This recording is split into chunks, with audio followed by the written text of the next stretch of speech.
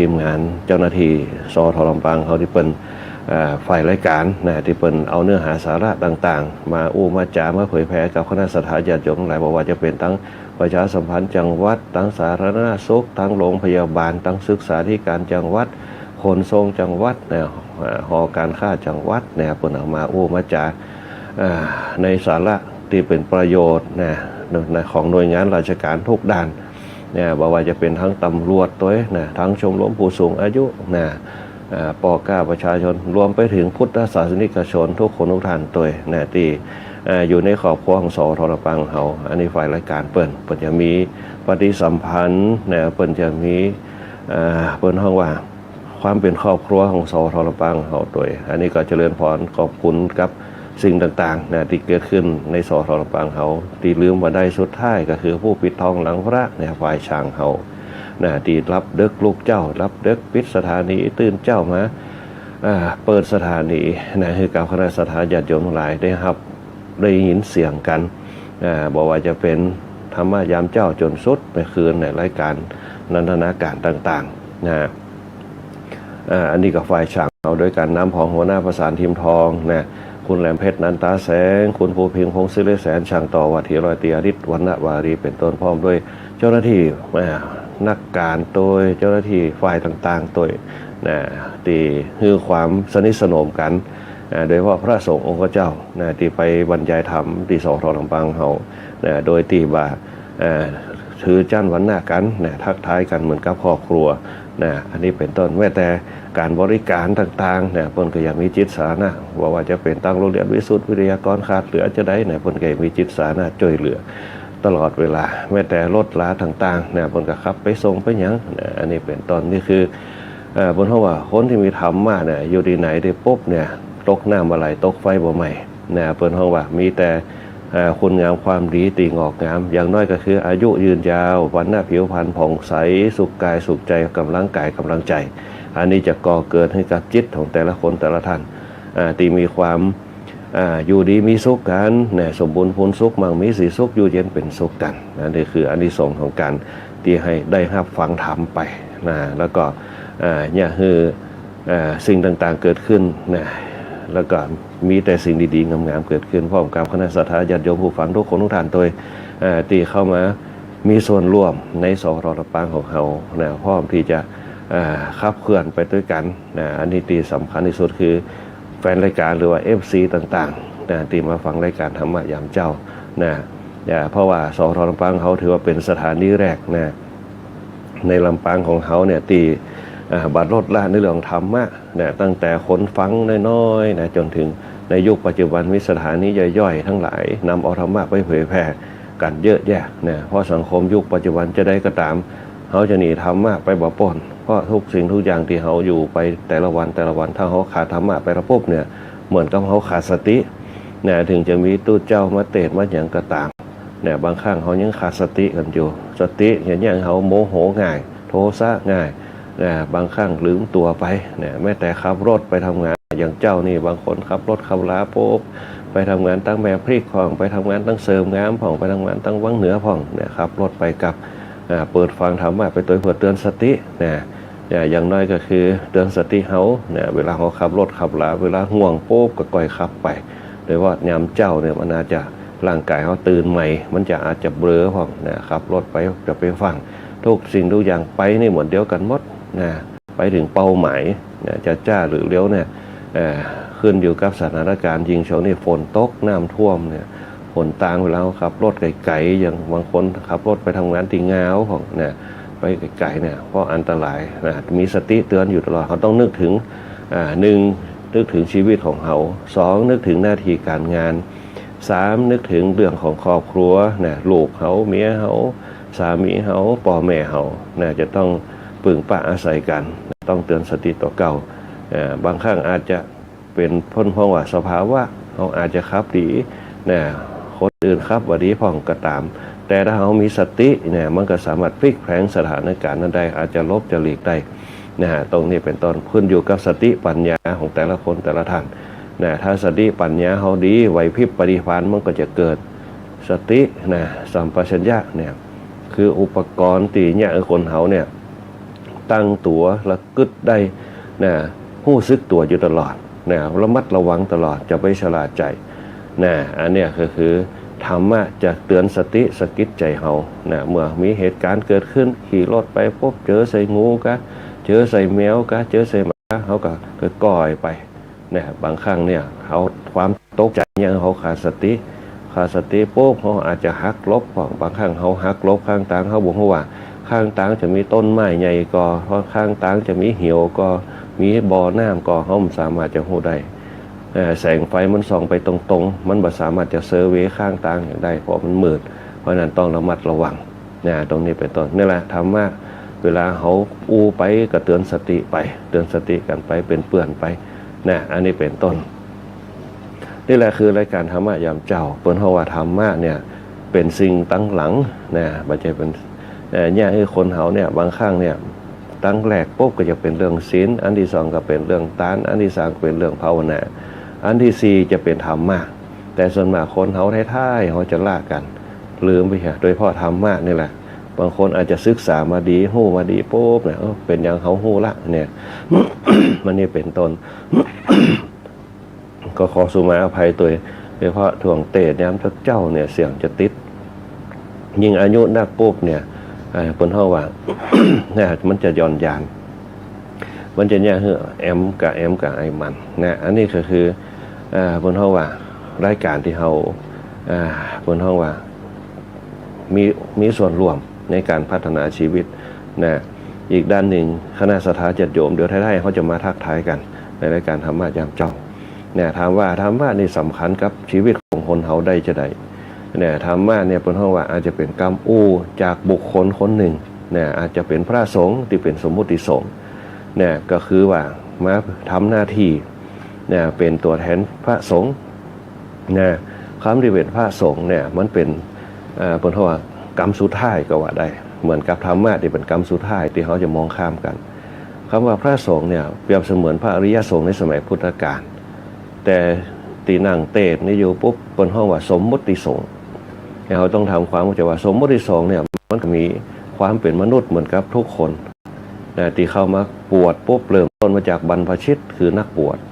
พอเป็นนักบวชปุ๊บก็จะเป็นภิกษุนะบรรพชิตนะเขาจะเป็นสมณะนะภิกษุนะเป็นสมณะอีกก่อนนะบรรพชิตก็เป็นสมณะนะเพราะฉะนั้นเนี่ยบรรพชิตคือบวชมาแล้วปุ๊บต้องเป็นสมณะคือผู้สงบไม่ได้สงบตรงนี้ก็เปรียบเสมือนเขาสงบจากบ้านจากจองที่เขาลากมานะ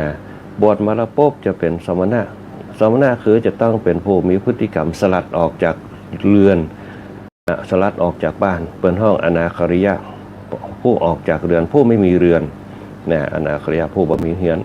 บ่คิดบ่ไปติดพันบ่ไปติดในเรื่องบ้านนะเป็นสมณะสงบคือใดข่มคือใดในที่สุดปุ๊บเนี่ยก็พัฒนาขึ้นไปเป็นภิกษุก็คือผู้ขอเนี่ยก็คือผู้ที่เป็นเครื่องหมายแห่งการขอไม่ใช่ขอตานนะคือคนได้รู้จักให้แต่เรามองลึกๆเมื่อมีผู้ขอก็มีผู้ให้เหมือนกับลูกขอตังค์เพิ่งแล้วเขาก็ต้องฮื้อป่อแม่ต้องฮื้อตามฐานะ มีคนมาขอความช่วยเหลือเขาก็ฮื้อกันแต่สิ่งเหล่านี้จะเกิดขึ้นได้จะได้เกิดขึ้นมาจากธรรมะเปิ้นห้องสามัญสำนึกนะเปิ้นห้องภิกษุก็คือผู้ขอนะเมื่อมีผู้ขอก็ต้องมีผู้ให้เมื่อมีภิกษุเกิดขึ้นนะทายกก็คือผู้ให้ก็ย่อมเกิดขึ้นทุกอย่างมันจะเป็นวัฏจักรของมันนะเกิดขึ้นไปเมื่อมีผู้ให้ก็ต้องมีผู้รับเมื่อศรัทธาญาติโยมฮื้อต่อไปเนี่ยก็เป็นฮื้อละเขาฮื้อจนเป็นพฤติกรรมอันแรกเมื่อมีผู้ขอก็มีผู้ให้เนี่ยในข้างแรกเนี่ยการบิณฑบาตเนี่ยเริ่มต้นมาจากที่พระพุทธเจ้าเขาที่พระพุทธเจ้าไปบิณฑบาตโป๊บเปิ่นก็ออกกำลังกายหนึ่งเป็นกุศโลบายออกกำลังกายคือเดินจงกรมเดินธุดงค์เดินไปโป๊บเนี่ย เขาจะเดินไปตัวเปล่านี่ก็มันก็มีลักษณะของเปิ่นบ่เป็นนิมิตของเปิ่นก็ต้องมีบาตรนะถ้าเปรียบเสมือนขอทานที่มันมีขันอยู่นะก็คล้ายๆแต่คนละจั่นกันนะคนละจั่นกันเปิ่นไปปุ๊บเปิ่นขอนะแต่เปิ่นบ่ได้บังคับ จะฮื้อหรือบ่ฮื้อนั่นนะเปิ้นไปของเปิ้นถือบาตรไปเปิ้นบ่ได้ถ้าจะว่าขอก็เปิ้นก็บ่ได้ขอเปิ้นเดินไปตามเครื่องหมายนะแต่เขาจะต้องแจ้งคำว่านิมนต์นะต้องนิมนต์ก็คือคำเชื้อเชิญนิมนต์เจ้าเนี่ยนิมนต์ครับมารับภิกษุก็มีหน้าที่เดินไปเดินอุ้มบาตรไปอันหนึ่งก็เป็นกุศโลบายในทางกายของเปิ้นในทางจิตของเปิ้นเดินไปเปิ้นกับสัญลักษณ์ของเปิ้นมีบาตรนะเดินไปแต่ขอตานของคนทั้งหลายเปิ้นอย่ายกขอเจมเตอร์ขอตังขอเข้าขออย่างเปิ้นจะขอแต่ดูเจ้าเขาเปิ้นจะเดินไปตามกิจวัตรของเปิ้นจะบ่ขอแต่เป็นเครื่องหมายของการนะรับนะแต่เขาเน้นเรื่องขอเพราะว่าคำว่าภิกษุมาจากผู้ขอนะภิกขาทาสนะเป็นเครื่องหมายแต่โหโดยในยากกันว่าเปิ้นมาปุ๊บขอให้ญาติโยมได้ให้นะขอให้ญาติโยมได้ให้นะเพื่อมีขอให้ญาติโยมก็ต้องมีผู้ให้เดินไปปุ๊บบางคนเป็นเครื่องหมายปุ๊บก็เดินมาใส่บาตรตะกอนเปิดยกคือเนี่ยอย่างเช่นชาวนาเห็นพระพุทธเจ้าเดินมาปุ๊บเนี่ยเพิ่นจะนั่งปฏิบัติอนุตตรสัมมาสัมพุทธญาณก็ฮื้อยาคาไปฮื้อไปปุ๊บก็เอาไปปูนั่งนะปฏิบัติอนุตตรสัมมาสัมพุทธญาณบำเพ็ญเพียรทุกขกิริยาอย่างพระเจ้าไปบิณฑบาตปุ๊บเพิ่นจะเดินไปตามหน้าที่ของเพิ่นอย่างอาตมาภาพเวลาเดินไปบิณฑบาตปุ๊บเริ่มจากวัดไปปุ๊บ ถือว่าเขาเดินออกกำลังเดินไปปุ๊บเนี่ยบางเทื่อเปิ้นบานิมนต์เขาก็มาฮับเนี่ยสมัยแต่ก่อนอาตมาภาพเดินบิณฑบาตถ้าบานิมนต์เปิ้นเขาก็มาฮับ ต้องนิมนต์เสียก่อนนิมนต์ครับนิมนต์เจ้าเนี่ยบางคนก็เอิ้นด้วยกันหยุดก่อนดูเจ้าหยุดก่อนดูเจ้าเนี่ยอาตมาภาพก็อย่าหยุดแล้วโยมเนี่ยเหมือนกับโอคริมันไหลตัวพระพุทธเจ้าเนี่ยหยุดก่อนนะอันนี้เป็นสมัยแต่ก่อนนะสมัยแต่ก่อนเนี่ยเจ้าโลกมาปุ๊บเปิดประตูออกมาจากบ้านปุ๊บนิมนต์เจ้าเดี๋ยวตุเจ้าสะดุ้งของเนี่ยแต่ก่อนไปบิณฑบาตแถว5แยกคณะสัตยาติโยมทั้งหลายเนี่ยบางครั้งฝนตกเนี่ยเขาจะเดินเลาะคนไหนที่อยู่5แยกเนี่ยจะหู้ดีบิณฑบาตแต่ก่อนอยู่วัดสวนดอกเวลาเดินมาปุ๊บเขาจะเดินลาดปื้นใจขาห้างร้านต่างๆเดินไปตั้งโรงแรมเอเชียไปร้านอุดมการช่างร้านซื้อรีราชการไฟฟ้ากายไปตั้งธนาคารแล้วก็ไปชนประธานเลาะไปเดินไปกายหน้าร้านหมอนัดลงผ่องเดินไปเขาจะเลาะตั้งปื้นใจขาตั้งเตียปุ๊บเนี่ยเปิดประตูเนี่ยประตูบนห้องประตูยืดเปิดมาปุ๊บเนี่ยเปิดเร็วหน่อยเดินกายปุ๊บเปิดปุ๊บนี่มนต์เจ้าเขาก็สะดุ้งเนี่ยสะดุ้งของต่างคนต่างสะดุ้งปะกันเนี่ยสะดุ้งปุ๊บเนี่ยเดินไปบิณฑบาตเจ้าโลกไปปุ๊บปะกันสะดุ้งอันนี้ก็เลยนิมนต์กับบนห้องเนี่ยจังงังยืนหับไปเนี่ยตะก่อนเดินอ้อมมาเนี่ยไปบิณฑบาตเนี่ยเพราะฉะนั้นบางเตี่ยกับตะก่อนมันจะมีการอยู่ในซอกของร้านเม่งเนี่ยร้านเม่งที่เนี่ยกุญแจ5แจกมันจะมีการอยู่ตรงไหนมีญาติโยมใส่บาตรกันเต็มเนี่ยเดินยืนกันเอาเข้านึ่งของห่อตองตึงจิ้นปิ้งของจิ้นทอดของเนี่ยปาดคูของใส่กันบางคนใส่หันปุ๊บตัวเจ้าหล่นไปเนี่ยคือบรรยากาศบนห้องธรรมชาติเนี่ยถามว่าท่านจะถือว่าเป็นร้านที่ศักดิ์สิทธิ์ก็ว่าได้เพราะอย่างพ่อจิตแต่ละคนแต่ละท่านฮื้อฐานกันตรงนั้นคำว่าฐานจึงเกิดเป็นจุดเนี่ยการฮื้อตานตรงนั้นเนี่ยมันก็มีสิ่งทั้งหลายเข้ามาบางคนก็เข้ามามีสัตว์อย่างต่างๆเข้ามาขอก่อนเนี่ยตรงนั้นก็เลยเป็นจุดที่การฮื้อตานที่ไหนที่มีการฮื้อตานที่นั่นยอมเจริญงอกงามคนจะหล่นบางข้างยืนกันเลยนะยืนล้อกันเอาเข้าเหี่ยเอาเข้าเหี่ยคนห้องเข้าห่อต่องตึง5ห่อของแนบกับจีนไหมเนี่ยจีนถอดสีส้มๆนะใส่กันเดินมาเนี่ยเป็นธรรมชาติบ้านเฮาเนี่ยตะกอนเพิ่นทำบุญกันถามว่าทำบุญเขาคิดถึงว่าตัวเจ้าต้องเอาไปกินก่อนเนี่ยจะกินก็บ่กินกับผมบ่ได้คิดเปิ้นขอให้ได้ใส่บาตรเปิ้นบ่ได้คิดติดใจในเรื่องของทานใส่ไปเปิ้นจะเอาไปกินไปขวางก็บ่ได้คิดใส่บาตรคือบุญใส่บาตรได้บุญบางคนก็ใส่ข้าวสารผ่องใส่ข้าวหุงผ่องโดยนั้นเดินไปกัน นะอันเนี้ยคือเปิ้นเฮาว่าที่ไหนมีทานที่นั้นคือมีอิสรภาพมีธรรมาธิปไตยเกิดตรงนั้นก็จะมีทุกสิ่งทุกอย่างที่เฮาสามารถจะฮู้ได้เปิ้นเฮาว่าสิ่งที่เกิดก็คือเป็นเรื่องของทานจุติทานจุติเกิดตรงนั้นเนี่ยมันก็จะเกิดบารมีแห่งทานบารมีแห่งทานเนี่ยมันจะเป็นตีเปิ้นเฮาว่าตีฮับของ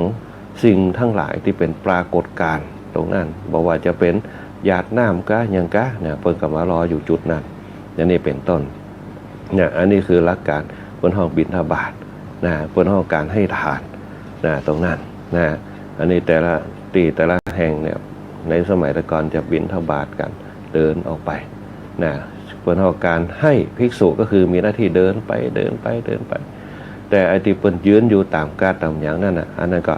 เป็นหน้าที่ดุลพินิจของคณะสัตยาญาติโยมเองนะอันนี้ก็คือเขาก็ต้องพิจารณากันเพราะคำว่าบริษัทซีเนี่ยต้องทำงานร่วมกันภิกษุภิกษุณีอุบาสกอุบาสิกาภิกขเวบิณฑปาตังจรถะภิกขเวภิกษุต้องเที่ยวไปเพื่อบิณฑบาตเพื่อก้อนข้าวนะเดินไปจาริกไปจาริกก็คือการเดินนะดูก่อนภิกษุทั้งหลายเธอจงเที่ยวไปเพื่อก้อนข้าวเพื่ออย่างเพื่อให้โอกาสกับพุทธศาสนิกชนหลายได้มีโอกาสได้ให้ฝึกในการให้เขาก็บอกว่าให้ตอนเช้าให้อย่างให้อารมณ์นะให้อารมณ์คือสิ่งของเพื่อให้เกิดอารมณ์เนี่ยสังเกตพอเวลาตื่นเช้ามาคนเฒ่าแก่เพิ่นจะใส่บาตรหนึ่งเขาเอาของที่มันดีๆมีความสุขที่สุดหนึ่งเขาให้แหลกคดเข้าใส่จานไว้เอาถ้วยเข้าขวบเพียเนี่ยทำกับข้าวปุ๊บบะหมี่อย่างปุ๊บแบบผังไปกาดละซื้อจิ้นส้มแคบหมูปลาทูมาทอดผ่องปิ้งผ่องน่ะจิ้นปิ้งผ่องจับอย่างได้ปุ๊บเดี๋ยวจิ้นปิ้งแล้วผ่องน่ะอันนี้เป็นต้นของเขาได้ถามปุ๊บนะคนเฒ่าคนแก่เขาเนี่ยจึงมีปารมีคืออย่างอายุเป็นนักบางผู้บางท่าน80 90อายุนักคนสมัยบัดเดียวอายุบ่ถึงก็มีย่อมพอดาราเนี่ยอายุ40ปลายโยมได้รับก็ตายไปเนี่ยที่เป็นข่าวกันคนในยุคบัดเดียวปุ๊บจะบ่เหมือนคนในยุคก่อนคนในยุคก่อนเนี่ยทำให้ไทยนะบ่มีไผเป็นปิตายนะแต่คนบัดเดียวตายแบบพิสดารรับไปก็ตายก็มีนั่งรถเครื่องนั่งตายก็มีเนี่ยคนบัดเดียวปุ๊บเพราะหยังเพราะพลังภายในมันไม่มีพอพลังภายในมันบัดดีพวกความเข้มแข็งแห่งภายในไม่เกิดเพราะชีวิตคนเฮาเนี่ยมีภายในกับภายนอกดีกล้ามใหญ่เป็นมัดร่างกายสมบูรณ์แข็งแรงแต่ว่าโอ้การไขหัวแห่ร่างกายได้มันเป็นยังของเจ้ามาพวกเอาไปเหรอล่ะเนี่ยอายุไปจะถึง60เนี่ยบางคนเนี่ยอันนี้โอ้ถึงสภาวะธรรมเนี่ยคณะสัตยาญาติโยมคนในยุคปัจจุบันบางคนเขาก็ไปโตดที่วัคซีนผ่องบางคนก็ไปโตดเรื่องความดันผ่องเนี่ยความดันเนี่ยเกิดอยู่เรื่องภายในเนี่ยถ้าเราบริหารภายในดีเนี่ยอากาศภายในดีพระพุทธเจ้าบุญสอนไว้อย่างดีนะลมอัศสาสะปัสสาสะเนี่ยสติปัฏฐาน4เนี่ยอสุภกรรมฐานเนี่ยเปิ้นสอนเปิ้นห้องกลไกในการพัฒนาภายในเฮาสูดลมหายใจเข้าไปคืออากาศเนี่ยมันจะเป็นมวลเปิ้นห้องว่าธรรมชาติเฮาสูดเข้าไปปุ๊บเข้าไปสู่ต้องเฮานะบริหารต้องเฮาเมื่อต้องเฮาเข้าออกขยับเข้าไปปุ๊บนะสูดเข้าไปมันก็คือเข้าปล่อยออกมาก็คือออกสูดลมหายใจเข้าไปนะมันไปตีไหนมันไปตีปอดมันไปตีต้องมันปาตีหน้าอกมันมาตีหูดังเข้าไปก็ออกมาบริหารที่มันได้อากาศเนี่ยเป็นสิ่งที่สำคัญเป็นปัจจัยเนี่ยคือธรรมชาติเนี่ยมันมีปรากฏการณ์นะถ้าเฮาเกิดดีๆนะธรรมชาติเกิดการปรากฏการณ์ธรรมชาติก็คือธาตุ4อากาศที่เฮาสูดเข้าไปเนี่ยเหมือนกับปูนน่ะที่เป็นผงเนี่ยคณะสัตยาญาติโยมมันเป็นธรรมชาติคือบ่อผาก้อนหินเอามาต้มมาบดก็เป็นฝุ่นอันหนึ่งแต่ถ้ามันเจออากาศมันก็แข็งตัวเหมือนกับปูนมันจะแข็งอยู่ในไตมันเหมือนกับข้าวที่เขากินเนี่ยเมื่อมันเจออากาศปุ๊บมันก็เย็นพอมันเย็นปุ๊บมันก็แข็งมันก็ขึ้นหา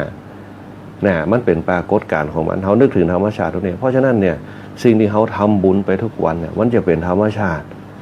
เพียงแต่ว่าเขาสามารถจะมีความรู้สึกที่ละเอียดเข้าไปสัมผัสได้พระพุทธเจ้า อู้กับพระอานนท์ว่าบุญเป็นลักษณะจะไดบุญเปรียบเสมือนการัชกายเปรียบเสมือนนะฮะเปรียบเสมือนการัชกายเปรียบเสมือนไอร้อนอยู่ที่กลางถนนเปรียบเสมือนไอน้ำที่อยู่บนน้ำเนี่ยเขาทำบุญเนี่ยเปรียบเสมือนกายของเขาเมื่อเขาสูดลมหายใจเข้าไปกายที่มันห้อนทางไหนมันก็แผ่วไปเนี่ยคือมันเบาลงมันอุ่นลงมันบ่ห้อนเหมือนกับเขาวิ่งหล่นมาอิดเนี่ยร้องหายใจนะมันจะหูจักอิดแต่เขาหูจักว่ามันห่อมันอิดมันจะระบายเขาก็เอาพัดลมเอาเสื้อมาวีเอาพัดลมมาเป่าเนี่ยมันเย็นมันคือขายเหลวนั่นแหละคือธรรมชาตินะเพราะฉะนั้นชีวิตของคนเฮาเนี่ยคณะสัตยาญาติโยมนะสิ่งดีร่างกายเขาต้องการนะก็คือ1อากาศ2อารมณ์3นะเปิ้นเฮาว่าอาหารนะอากาศอารมณ์อาหารอากาศก็คือที่เขาตุกเจ้ามาเนี่ยคณะสัตยาญาติโยมตีลูกเจ้ามาโดยเฉพาะแฟนรายการธรรมะยามเจ้าไผ่ลูกมาโป๊บเนี่ยตี 5นะจนถึง6 โมงเนี่ยได้อากาศละอย่างน้อยได้อากาศเจ้าเย็นๆจะเอียเนี่ยถึงเดี๋ยวหอยควายมันจะมีอากาศที่มันบดีเข้ามามรสุมต่างๆเนี่ยอารมณ์ก็จะเกิดละยิ่งตาเฮาหันตื่นเจ้ามาโป๊บยิ่งคนวุ่นวายเริ่มเฮาหันความยุ่งเหยิงก็จะเกิดเดี๋ยวสกรรมคนจะมาหาเฮาละเดี๋ยวถึงคนจะมาหาเฮาสัตว์ทั้งหลายก็จะมาหาเฮาเนี่ยคืออารมณ์เฮาเปลี่ยนไปละบางครั้งก็เปลี่ยนไปได้ดีบางครั้งก็เปลี่ยนไปได้แย่อารมณ์มันแล้วแต่เขาจะเห็นเขาจะรับรู้ตาเขาหันโป๊บบางเตียก็วุ่นวายเขาจะปนนะถึงเขาจะบาหันคนเขาก็เงยไปเท่าว่าโอ้มืดไหมหำละเนี่ยห้อนไหมหำละแจ้งมากอารมณ์จะเกิดละเนี่ยแต่ถ้าเราปล่อยมันเป็นธรรมชาติปล่อยมันสงบได้มันก็อยู่กับจิตของเขาเมื่อจิตเขาสงบปุ๊บนะทุกอย่างบ่มีอย่างตีอย่างนี้เขาเกิดสุขเกิดทุกข์ได้มันก็แค่เวทนาอย่างเดียวสุขเวทนาทุกขเวทนามันเป็นตัวปัญหาก่อเนี่ยคือเกิดจิตของเขาวุ่นวายบางครั้งดีเขาก็ยินดีบางครั้งให้เขาก็ยินให้เนี่ยขึ้นอยู่กับตัวเขากำจัดก็ได้เนี่ยคืออากาศเนี่ยอารมณ์เหมือนกันเนี่ยอากาศอารมณ์นี่แหละเนี่ยอากาศที่เขาได้มาตอนเจ้าอากาศสดชื่นอย่างน้อยก็คือได้ช่วงนี้จะเป็นช่วงเข้ากาเนี่ยมันจะบนห้องมันจะเขาห้องว่ามันจะฮือโอโซนเอาตามธรรมชาติวิทยาศาสตร์มันจะฮือโอโซนมันจะฮือบรรยากาศความจริงเนี่ยบนห้องให้นะที่อยู่บ้านเขาเนี่ยมันยังชีวิตเขาอย่างยืนทั้งภายในแล้วก็ภายนอกอย่างที่อาตมาภาพเอาหนังสือมาอ่านบนห้องวิทยาศาสตร์มันจะมีวิทยาศาสตร์กายภาพชีวภาพนะสิ่งที่คนเขาอายุยืนขึ้นมาได้เพราะอากาศกับธรรมชาติเนี่ยคำว่าสีเขียวเนี่ยบนห้องว่าอย่างสีเขียวเนี่ยสีเขียวเนี่ยที่เขาฮับเข้าไปเนี่ยมันย่าคือจิตเขาสดชื่นเนี่ยเป็นย่าเขาสดชื่นเนี่ยย่าจิตเขาสดชื่นย่าคือเกิดสารชนิดหนึ่งที่เขาฮับหูเข้าไปบนห้องเอโดฟินเนี่ยเป็นห้องเอโดฟินเนี่ยสารแห่งความสุขมันจะเกิดย่าเขาสดชื่นแจ่มใสมีความโล่งอกโล่งใจเอโดฟินแต่พุทธศาสตร์เขาเป็นห้องปีติความเกิดความอิ่มใจอิ่มเอิบนะอันนี้คือธรรมชาติทางกายที่เขาได้รับคืออากาศ2อารมณ์สังเกตพอได้เขาจืนเจ้ามาอารมณ์เขาจะดีเงียบสงบนะอารมณ์เขาจะดีเขาควายมาโป๊บเอาละลูกตื่นมาผัวตื่นมาเมียตื่นมาเริ่มอู้กันละพออู้กันแล้วปุ๊บย่ำไปล่างได้เหี้ยนั่งอยู่หันเดี๋ยวเหงากกงกไปจะเร็วๆไปล่างหน้าเดี๋ยวก็จะเป็นอารมณ์เริ่มเกิดละเนี่ยพออารมณ์เริ่มเกิดปุ๊บมันคัดใจเขาเนี่ยคัดใจเขาคืออย่างคือโลภะความอยากเนี่ยความโลภเนี่ยมันเกิดเขาเกิดว่ามันต้องไปมันต้องอาบน้ำต้องเตรียมตัวไปโรงเรียนขัดใจเลี้ยวจะบัดตันเวลาเนี่ยคือความอยากได้ตามใจเขามันเกิดอารมณ์เขาก็คัดเคืองขึ้นมาเนี่ยอันนี้เป็นต้นก็เริ่มอารมณ์เกิดแต่เขาข่มอารมณ์ได้เป็นพฤติกรรมเนี่ยปล่อยไปถึงเขาเตือนเขาแล้วปุ๊บมันต้องเก็บไว้เนี่ยคืออารมณ์เขาถึงมันจะเป็นอารมณ์ที่จะเข้าหาความโกรธแต่เขาข่มไปเพราะความโลภเขาเนี่ยที่ต้องการให้เป็นดังใจเขาเนี่ยมันเกิดปล่อยวางไปไป คือถึงเวลาใจเดี๋ยวนะต้อง8 โมงต้องไปรถจะมาครับละเขาบอกคืออารมณ์โกรธนะมันเกิดขึ้นพออารมณ์เกิดมันบ่เกิดอารมณ์โกรธมันบ่เกิดขึ้นโทสะมันก็บ่ตามมาเนี่ยคือข่มอารมณ์ได้เนี่ยตื่นเช้ามาเขาจะเจอเขาข่มเพื่อใดเพราะข่มได้ปุ๊บวันนี้เขาจะข่มอารมณ์ของเขาได้ข่มด้วยสติของเราเองกึดอยู่ตลอดคือมันเป็นพฤติกรรมเพื่อใดคือมีสติระลึกได้อยู่ตลอดเวลาสัมปชัญญะความรู้ตัวรู้สึกตัวอยู่ตลอดเวลาถ้าเขาฝึกได้ปุ๊บฝึกได้ปุ๊บมันก็จะเป็นพฤติกรรมเขาละอ่อนมันก็ยังหูนะมาตรฐานเขาเดี๋ยวเปิ่นถึงถ้าเขาเนี่ยตามบัญญัติตามที่เปิ้นเดี๋ยวโดนด่าเหมาะนะละอ่อนมันก็ยังหูตัวของมันโดยชานของมันเองมันก็เปิ้นบอกเหี้ยมันก็ไปละเปิ้นบอกเหี้ยมันก็ไปละทำไปได้จะโดนด่าเนี่ยละอ่อนมันจะหูละแล้วเขาก็ทำตามเพื่อนละอ่อนเขาอยากจะปุ๊บละอ่อนมันจะหูละหูหน้าที่หูตัวนี่คือการใจวิธีการเนี่ยข่มอารมณ์ตัวเก่าแล้วก็ฝึกอารมณ์คนอื่นเนี่ยคือเขาจะได้อารมณ์ไปเนี่ยแม้แต่ควายมาปุ๊บจะเจออารมณ์แหมนักเนี่ยอารมณ์แหมนักที่เขาจะเข้ามาเกี่ยวข้องเพราะนั้นถ้าเขาฝึกที่ปุ๊บมันก็ยากให้อารมณ์เขาปล่อยวางได้เนี่ยความปล่อยวางมันจะเกิดความปล่อยวางเกิดมาจากอย่างเกิดมาจากอารมณ์ที่เขาให้มันเป็นพฤติกรรมเขาหนึ่งให้โอกาสนะโอกาสกับตัวเก่าเนี่ยเป็นอันดับแรกสองให้โอกาสกับคนอื่นเนี่ยสุดท้ายให้อภัยเนี่ยอภัยเนี่ยจะปล่อยมันไปเฮียจะมันแต่ไปกระตึกอันดาไปกระตึกสอนมันเป็นพฤติกรรมเนี่ยคือให้อภัยนะว่าให้อภัยเกิดขึ้นนั่นแหละคืออานิสงส์ของตาลนะที่เขาฝึกกันมาเนี่ยเขาจะได้อากาศอารมณ์แล้วก็อาหารเป็นเครื่องของกายเนี่ยโดยเฉพาะคนในยุคสมัยก็ตื่นเช้ามาก็นึ่งข้าวปอกไฟกินข้าวกันไปทำการทำงานกันได้อาหารเนี่ยตอนเช้าแล้วก็ตอนเที่ยงเนี่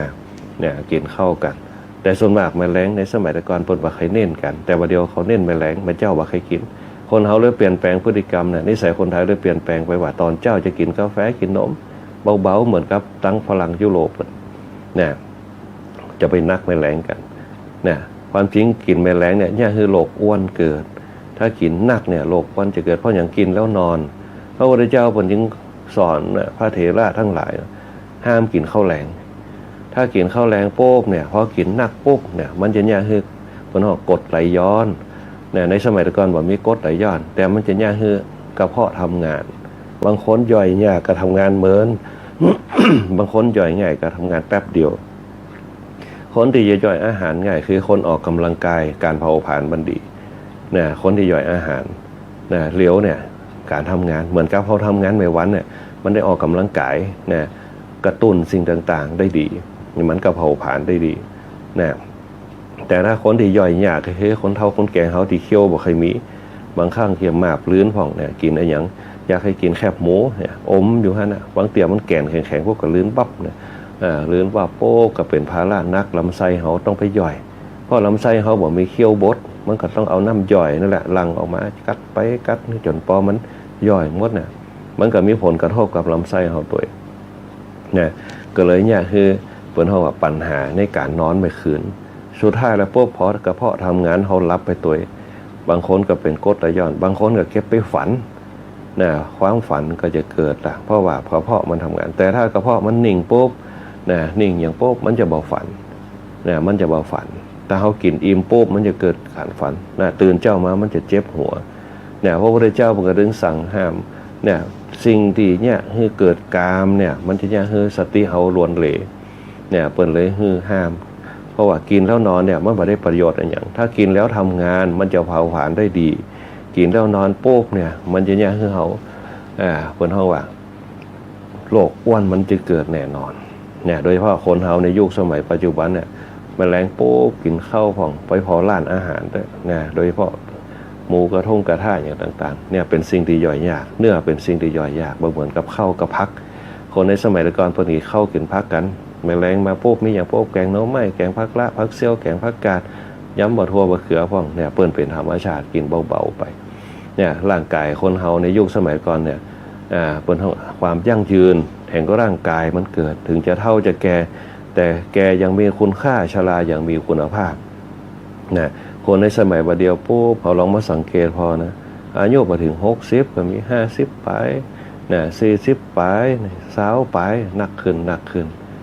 เพราะอย่างเพราะเขาบ่ได้ดูแลร่างกายเขาบางครั้งเขาบ่ได้ดูแลจิตใจเขาเน้นแต่ร่างกายแต่ละวันโดยเพราะความเครียดต่างๆเครียดในการทำงานยิ่งเขาบ่มีภายในบ่มีอาหารภายในปุ๊บสอนใจเขาคือยั่งคิดยั่งทำมันก็เลยเนี่ยสับสนโอลหม่านภายในของเขาด้วยเพราะนั่นเปิ้นบอกว่าธรรมะเนี่ยมันจะเป็นคู่ชีวิตของเขาธรรมะเปรียบเสมือนเงาอันนี้เป็นต้นเปรียบเสมือนเหมือนเงาตามตัวธรรมะเป็นอาหารของจิตธรรมะก็คือธรรมชาติเป็นอาหารแห่งจิตเราฝึกจิตเขาคือเข้มแข็งมุ่งไปตามกระแสตรงให้ได้ที่เขาต้องการเป็นการฝึกจิตของเขาเพราะนั้นธรรมะเนี่ยจึงเป็นประการด่านสุดท้ายที่เขาจะต้องใจนำเอาเป็นบันไดสืบเนื่องต่อไปเนี่ยวิถีชีวิตเขามุ่งไปสู่เป้าหมายอย่างชัดเจนได้นะฮะอันนี้เป็นต้นก็ในช่วงนี้ก็จะเป็นช่วงสภาวะน้ำท่วมอย่างที่เขาทราบข่าวกันน้ำท่วมกับท่วมเหลวเป็นเมตร2 เมตรบางเตี่ยท่วมหลังมิดหลังขาเหมือนกับปีที่แล้วเกิดมาจากอย่างเกิดมาจากธรรมชาตินั่นแหละที่เขาได้ยินได้อย่างกันในช่วงยุคปัจจุบันธรรมชาติเขาเนี่ยบางครั้งเนี่ยถ้าเขามาหาทางป้องกันมันก็อย่างเงี้ยคือเกิดม้าเลี้ยวไปเร็วอย่างที่เขาทราบข่าวกันในยุคปัจจุบันเขาเนี่ยแผ่นดินถล่มน้ำท่วมป่องเกิดมาทำจากธรรมชาติถ้ามันดีปรากฏการณ์มันก็จะดีถึงมันจะเกิดแต่มันก็ยับยั้งชะลอได้อันนี้มันเร็วเกินไปมาปุ๊บไปปั๊บอันเนี้ยเป็นต้นในยุคปัจจุบันเนี่ยเพราะฉะนั้นโดยเฉพาะคนยุคเก่าเนี่ยก็ต้องช่วยกันจะไปละจะไปขวางคนยุคใหม่เพราะบางครั้งคนยุคใหม่เนี่ยบ่ได้ศึกษาวิถีชีวิตที่ชัดเจนเขาจะต้องอาศัยคนยุคเก่าช่วยกันถ้าคนเก่าคนแก่ละกันไปปุ๊บเนี่ยคนยุคใหม่ก็บ่ฮู้วิถีชีวิตละมันจะเป็นจะได้โดยเฉพาะคนยุคใหม่เนี่ยเน้นแต่การเอาง่ายอย่างเดียว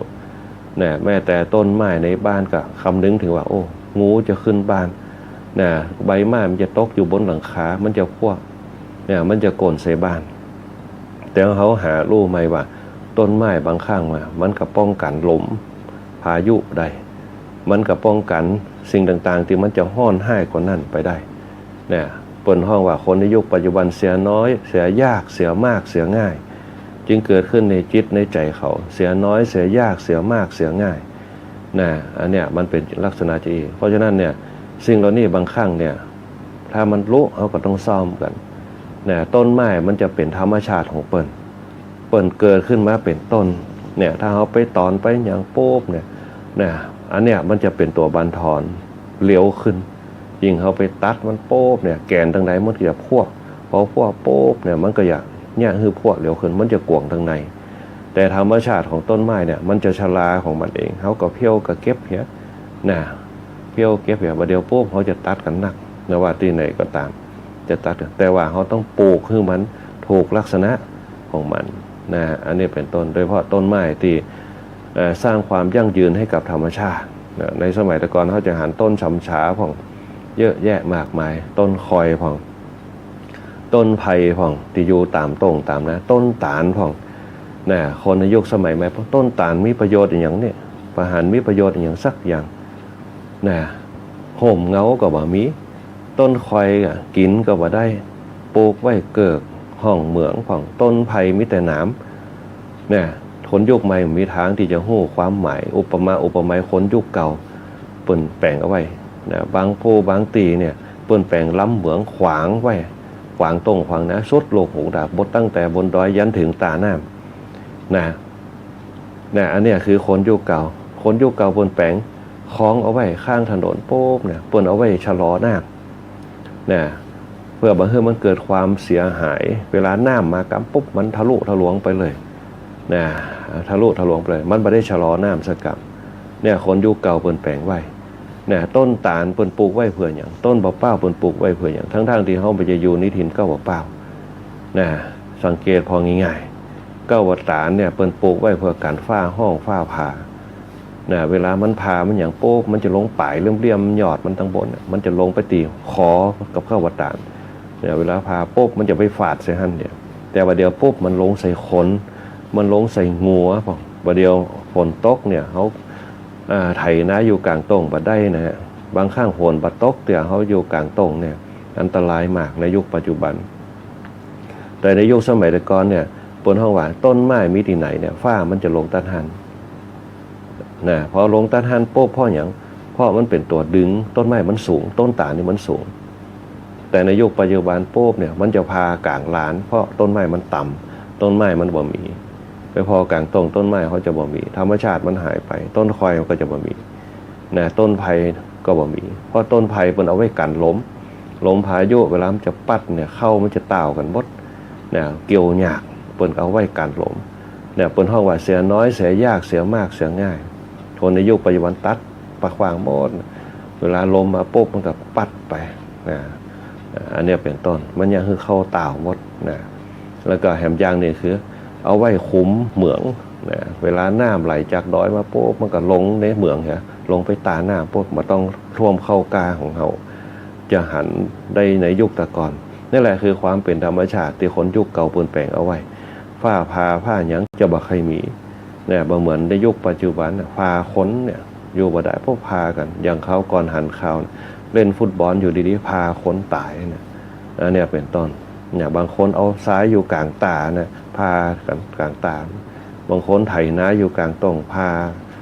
งัวเพิ่นเอาไว้กลางตรงเนี่ยแปลงหลังคาสังกะสีพาตายกันหมดเนี่ยคือในยุคปัจจุบันบางครั้งธรรมชาติเนี่ยเอาไว้ปุ๊บคนปะเก่าเปิ้นเจือเรื่องธรรมชาติเนี่ยคนปะเก่าเปิ้นเจือเรื่องธรรมชาติเนี่ยพอธรรมชาติมันมีปุ๊บเนี่ยความอุดมสมบูรณ์มันก็จะเกิดขึ้นกับแผ่นดินเนี่ยตรงนี้เป็นต้นเนี่ยเพราะฉะนั้นเนี่ยก็ขอฝากความห่วงใยแล้วก็ขอบารมีในการฟังธรรมเนี่ยคือกับผู้ที่ประสบภัยน้ำท่วมต่างๆคือพ้นข้อหายน้ำไปเหลียวตัวเนี่ยแล้วก็ที่จะเกิดเนี่ยก็ขอให้มันป่นไปปัดไปว่าต้องให้มันเกิดขึ้นเพราะว่าจะเป็นตั้งบ้านเฮาก็ตามเนี่ยตั้งจังหวัดใกล้เคียงเฮาก็ตามนะ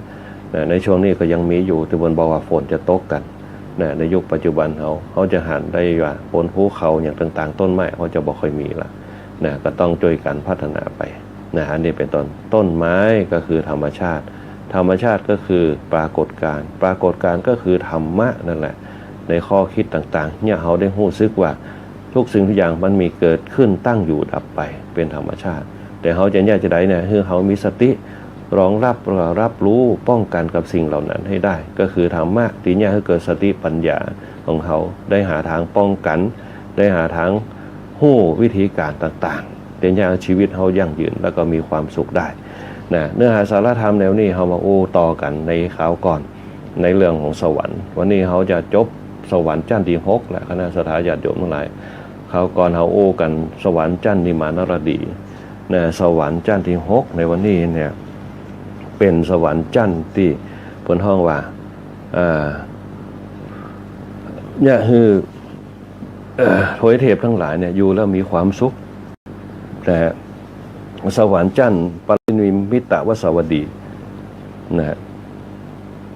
ในช่วงไปนี่ก็จะยุดเป็นภาคพอลมมันขึ้นนะเกินห้องว่าในอายุนักโป๊บลมจะขึ้นนักมันนึกถึงคนเฒ่าคนแก่แต่ก่อนนะนักลมขึ้นมันหันมีแต่นะสัทธาญาติโยมทั้งหลายเพราะฉะนั้นเวลาจะทำอย่างกระจ่างกินน้ำก่อน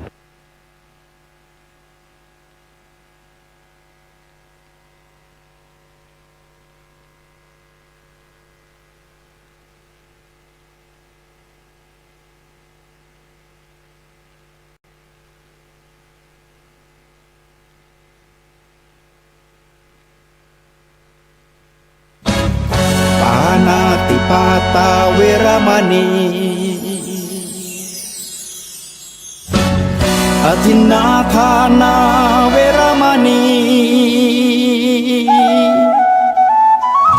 กาเมมุสาสุราเม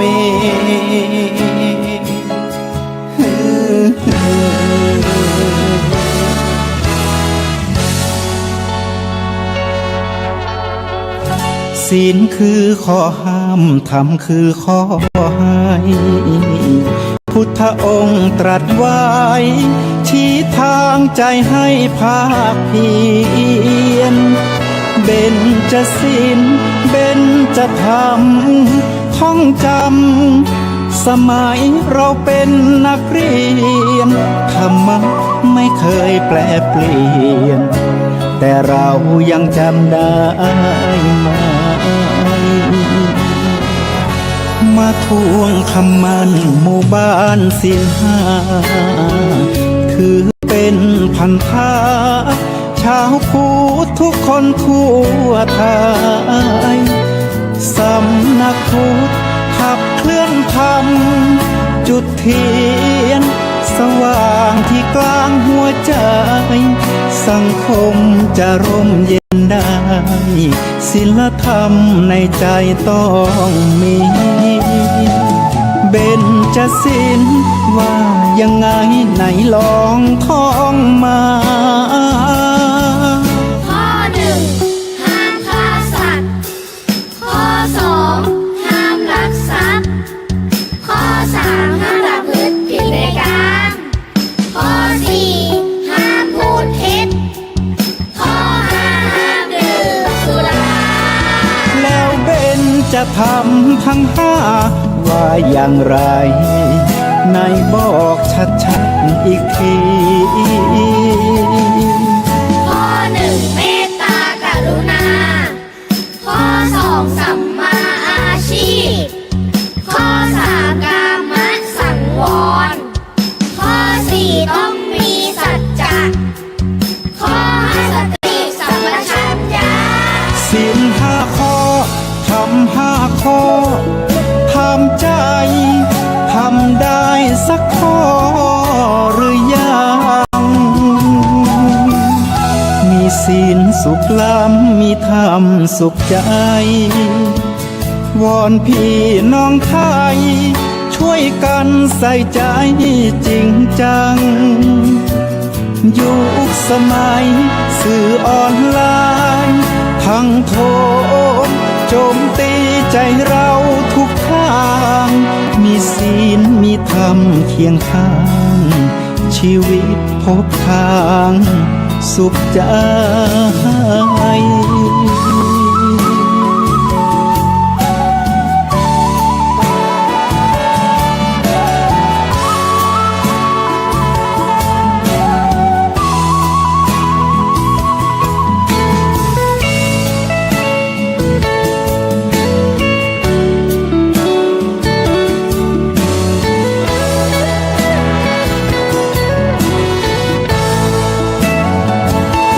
เบญจศีล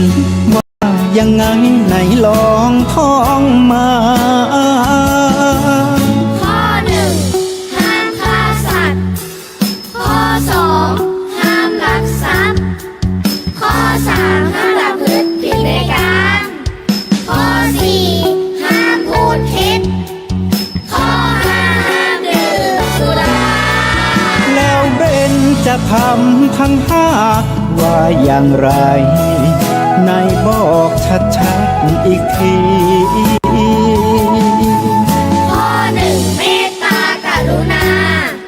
ข้อสองสัมมาอาชีพข้อสามกามสังวรข้อสี่ต้องมีสัจจะข้อห้าสติสัมปชัญญะศีลห้าข้อทำห้าข้อทำใจทำได้สักข้อหรือยังมีศีลสุขล้ำมีธรรมสุขใจวอนพี่น้องไทยช่วยกันใส่ใจจริงจังยุคสมัยสื่อออนไลน์ทั้งโทมโจมตีใจเราทุกทางมีศีลมีธรรมเคียงข้างชีวิตพบทางสุขใจมีศีลมีธรรมเคียงข้างชีวิตสมปรารถนาทุกหมู่บ้านรักษาศีลห้าสังคมน่าอยู่ยังยืน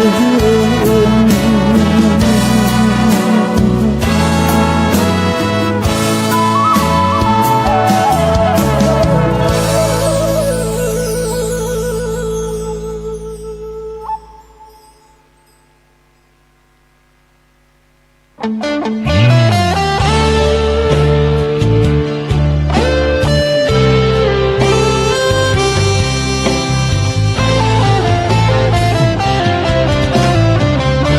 ามามือเปล่าจะเอา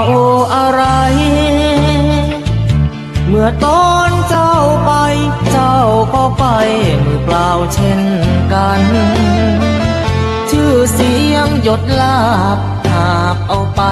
ไม่ได้สักอัน แล้วใหญ่ยื้อแย่งแข่งขัน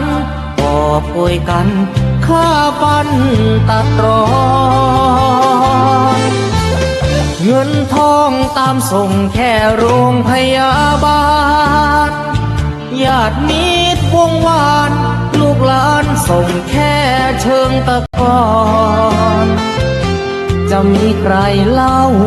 อยู่กับเรานอนเฝ้ากองฟอนวางดอกไม้จันทร์แล้วจรกลับไปนอนบ้านใครบ้านมันใหญ่ขับฟ้า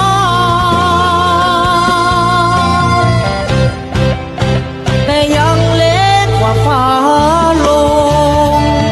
ตึกโตโอทงสุดท้ายนอนลงเหมือนกันไปไม่กลับหลับไม่ตื่นฟื้นไม่มีวันชีวิตหลังความตายนั้นนรกสวรรค์ยังรอบาปบุญดีชั่วติดตัวเมื่อตายเงินทองมากมายคนเอาไปไม่ได้